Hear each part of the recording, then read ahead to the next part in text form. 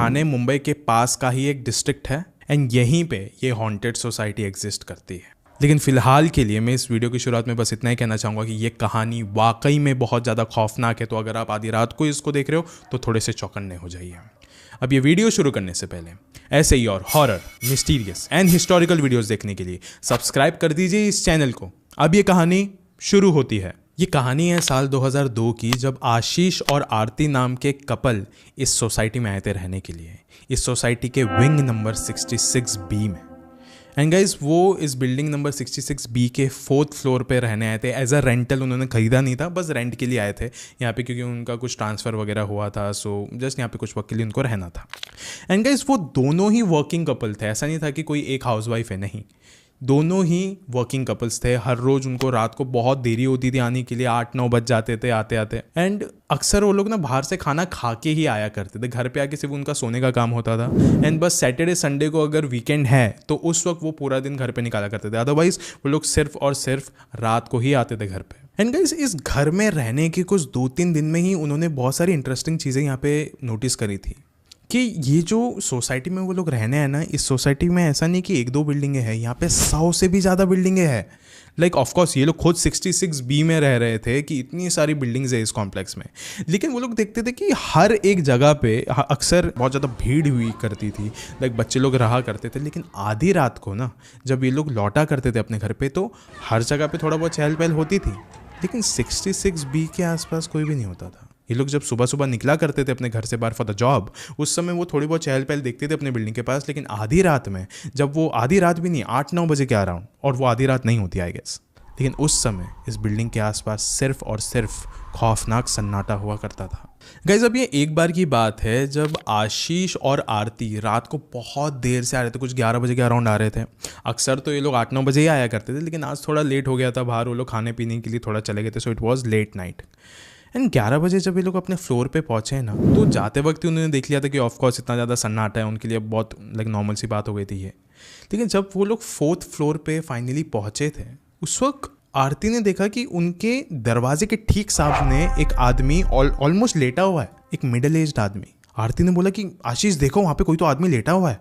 फिर आशीष ने बोला एक काम करो, आप यहीं पे रुको, मैं देख के आता हूँ। एंड गाइस उस आदमी को ना देख के ऐसा तो लग ही रहा था कि ये इंसान किसी चीज़ का तो इंतज़ार कर रहा है। फिर आशीष फाइनली उस आदमी के पास गया, नज़दीक गया, उन्होंने पूछा कि क्या हुआ, आप किसका इंतज़ार कर रहे हो क्या? फिर उस आदमी ने बोला कि बेटा बस मुझे पानी पिला दो यार, बहुत दिन हो गए, मैंने पानी का एक बूंद भी मेरे गले से नीचे नहीं उतरा है, प्लीज़ मुझे पानी पिला दो बस आप। फिर आशीष ने बोला चलो ठीक है। फिर वो दोनों अंदर गए, आरती और आशीष। लेकिन थोड़े ना वो लोग घबराए हुए थे, क्योंकि एक आदमी को इतने रात में वो देख रहे उनके कमरे के बाहर ऐसे लाइक आदमरी हालत में लेटा हुआ, ये कुछ सही नहीं लग रहा था। फिर आरती ने पानी का गिलास दिया एंड देन आशीष ने बोला कि आरती तुम अंदर ही रहो, मैं जाके दे के आता हूँ, ठीक है, आप अंदर ही रहो। फिर आशीष बाहर गया, दरवाज़ा खोला, बाहर देखा तो वो आदमी था ही नहीं। उसको थोड़ा स्ट्रेंज लगा, उसने आसपास अपनी नज़रों को घुमाया, उसने देखा वो आदमी है ही नहीं। वो अंदर गया, उसने आरती को गिलास दिया एंड बोला कि इसको अंदर रख दो, वो जो आदमी है वो बाहर मुझे मिला नहीं, शायद से वो कहीं निकल गया होगा या फिर किसी और ने उसको पानी पिला दिया होगा, हो सकता है। अब कुछ समय बाद आशीष और आरती दोनों सोने चले गए थे। लेकिन गाइस ये जो कहानी का असली सिलसिला है अब शुरुआत होगा, जब एक कहानी अपनी करवट लेना शुरू कर रही है। आशीष सो रहा था एंड सोते सोते ना उसको ऐसा लगा कि किसी ने तो दरवाजे पर दस्तक दी है 2 बार। फिर उसके बाद उसे लगा कि इतने रात को कौन हो सकता है। उसने घड़ी की तरफ देखा, उसने बोला कि 2:30 बज रहे हैं यार, 2:30 बजे कौन हो सकता है। उसको थोड़ा स्ट्रेंज लगा, लेकिन वो उठा, वो उठने के बाद बाहर गया दरवाजे के पास। उसने पीप होल से बाहर देखा तो वही आदमी था, वहीं पे खड़ा था। आशीष को भी बहुत ज़्यादा गुस्सा आ रहा था, बोलो कि ये क्यों परेशान कर रहा है हमें। उसने दरवाजे को झटके से खोला एंड देखा कि बाहर कोई भी नहीं था। वो अपने घर से बाहर निकला, आसपास देखा, ढूंढा, उस इंसान को नहीं मिला। अपने घर के अंदर आया, दरवाज़ा लॉक कर दिया। उसने बोला कि शायद से रात बहुत ज़्यादा हो रही है, शायद से मैं बहुत ज़्यादा थक गया हूँ, इसके लिए मुझे ये सब कुछ दिख रहा है, I guess it's just a hallucination. फिर वो वापस चला गया सोने। एंड गाइस ये सिर्फ इतना ही नहीं था, उस रात को आशीष के साथ ये 3 बार हुआ, 3 बार लगातार कि दरवाजे पे कोई तो आ रहा है एंड 2 बार दस्तक दे रहा है। लेकिन जब आशीष बाहर जाके दरवाज़ा खोले तो बाहर कोई भी नहीं होता था, सिर्फ और सिर्फ अंधेरे में सन्नाटा दिखता था, वहाँ पे कोई भी नहीं होता था बाहर। फिर आशीष अभी फाइनली बहुत ज़्यादा इरिटेट हो गया था, आया और आके वो सो गया एंड फाइनली उसको एक बार आवाज़ आई, 2 बार ठकठकाने की। उसके बाद इस बार आशीष ने सोचा कि मैं बाहर जाऊंगा ही नहीं, कोई तो है इंसान जो बाहर मेरे साथ बहुत ही ज़्यादा गलत मजाक कर रहा है, वो भी इतने आधी रात को, मैं नहीं जा रहा हूँ बाहर। फिर उसके बाद कुछ 1-2 मिनट बाद आशीष के एकदम बगल से रोने की आवाज़ें आने लग गई। आशीष झटके से उठा, उसने बाजू में देखा तो वही आदमी खड़ा था वहाँ पे, वही आदमी ठीक उसके बगल में खड़ा था इतनी अंधेरे में। फिर उसने आशीष के कॉलर से उसको पकड़ा और उसको बोला, मैं जब से दस्तक दे रहा हूँ तेरे दरवाजे पे, तो खोल क्यों नहीं रहा है? मुझे प्यास लग रही है, तुझे समझ में नहीं आ रहा है? मुझे पानी चाहिए, मुझे पानी दे दे, वरना आज रात को तेरे खून को मैं पानी समझ के अपने शरीर में गटक लूँगा। ये सब कुछ आशीष ने जैसे ही सुना वो एकदम बेहोश पड़ गया अपनी जगह पे, उसी बिस्तर पे। फिर सुबह हो गए, सुबह उठते से ही उसने देखा कि आरती किचन में, वो किचन में जाके आरती को सारी चीज़ें अच्छे से बताया। आरती भी घबरा गई, उन्होंने बोला चलो नीचे जाते, वॉचमैन से जाके एटलीस्ट पूछते हम लोग कि यहाँ पे है क्या। वो लोग नीचे गए, वॉचमैन के करीब है, उन्होंने बोला कि यहाँ पे ऐसा है क्या, ये सब कुछ हो रहा है हमारे साथ आधी रात में यहाँ पे। फिर वॉचमैन ने कहा कि जिस बिल्डिंग में आप रह रहे हो वहाँ का एक पुराना इतिहास है साहब, अगर आप वो सुनोगे तो आप शायद से इस घर को आज के आज ही छोड़ दोगे। फिर आशीष ने कहा कि जी जी बिल्कुल, हमें बताइए, हमें भी ऐसी मनहूस जगह पे नहीं रहना है, हम भी छोड़ देंगे इस इलाके को, हमें कोई परवाह नहीं। फिर उस वॉचमैन ने पूरी कहानी बताई। उस वॉचमैन ने कहा कि साल 1980 में यहाँ पे कुछ 2 कपल आए थे रहने के लिए, बूढ़ा बूढ़ी थे, बुजुर्ग थे वो लोग, उनके कोई भी बच्चे नहीं थे, तो फिर उनको खुद का ही अपना देखभाल करना पड़ता था। एंड इट वाज वो लोग अकेले रहते थे, अपना खाना पीना खुद देखना पड़ता था। लेकिन कुछ वक्त देखते देखते वो जो बूढ़ी औरत थी उनको कुछ बीमारी हो गई, एंड उस बीमारी के कारण उनकी मौत हो गई उसी घर में। एंड जब उनकी मौत हो गई तो फिर वो जो बुजुर्ग आदमी था वो एकदम अकेला सा पड़ गया था, कोई भी नहीं था अब उसका देखभाल रखने वाला, एकदम अकेला पड़ गया था वो। एंड उसको ना धीरे धीरे करके एक मानसिक तनाव भी आने लग गया था। लेकिन ऐसा नहीं था कि वो इंसान बीमार हो रहा है किसी एंगल में, एकदम फिट है वो जो बूढ़ा आदमी है, एकदम फिट है, बस उसे एक मानसिक तनाव है कि अभी उसके साथ उसकी बीवी नहीं है जो कि कुछ 60-70 साल से उसके साथ थी। अचानक से ऐसा किसी का गुजर जाना एक बहुत गहरा मानसिक तनाव तो देता ही है।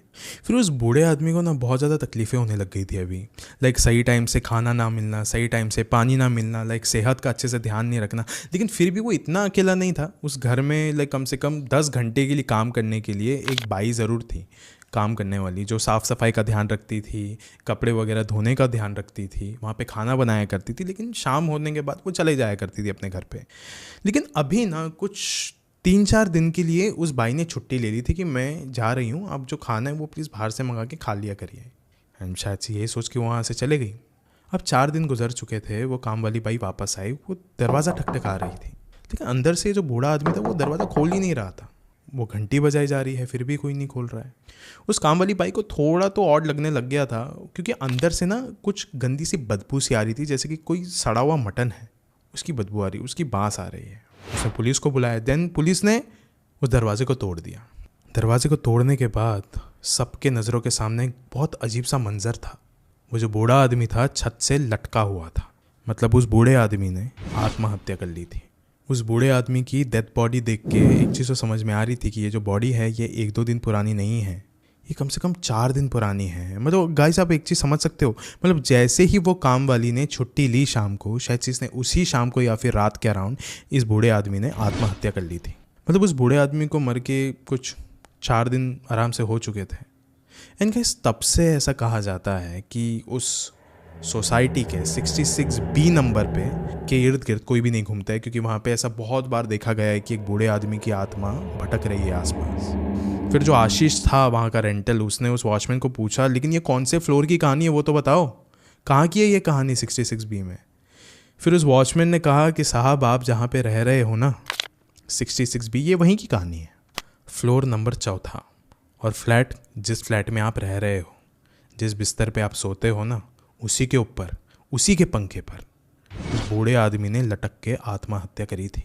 ये सुन के आशीष और आरती के पैरों तले ज़मीन खिसक चुकी थी, कांप उठे थे वो दोनों। उसी वक्त उन्होंने ये फैसला कर लिया था कि आज के आज रातों रात हम ये वाला फ्लैट छोड़ के चले जाएंगे। फिर आरती और आशीष ने वही किया जो उनको ठीक लगा। उन्होंने बोला फ्लैट छोड़ दी अपनी कंपनी को कह के कि हमें कहीं और दे दो कंपनी अकोमोडेशन, हमें यहाँ नहीं रहना है।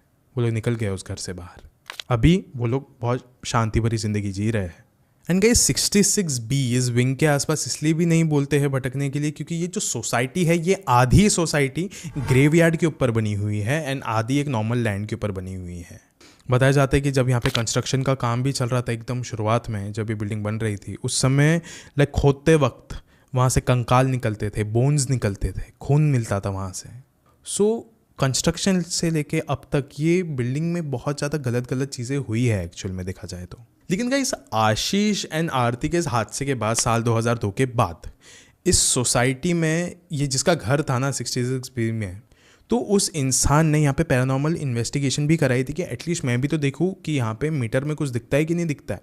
तो जब पैरानॉर्मल इन्वेस्टिगेशन हुई थी, देन डेफिनेटली इस घर में चीज़ें दिखी थी।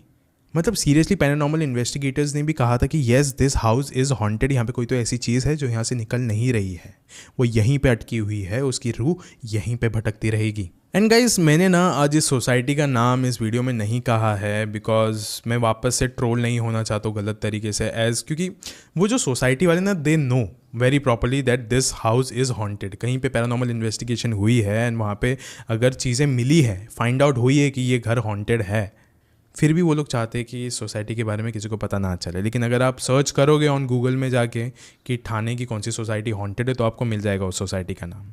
इवन तो अगर चाहिए तो मैं कुछ लिंक्स भी दे दूंगा ऑन डिस्क्रिप्शन, आपको उसका पता चल जाएगा। एंड गाइस, आई फील कि ऐसे बहुत सारे ऑडियंस है जिसको समझ में आ गया, as you guys are very smart of course.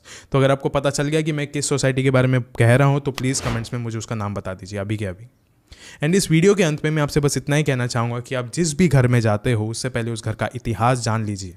अंदर घुसने से पहले पूजा पाठ कर लीजिए, वरना कभी भी हो सकता है कि आप आधी रात में सोए हो एंड आपके बगल में कोई ना कोई और सोया हो एंड आपको पता भी ना चले कि वो इंसान है या शैतान। हो सकता है। शुक्रिया।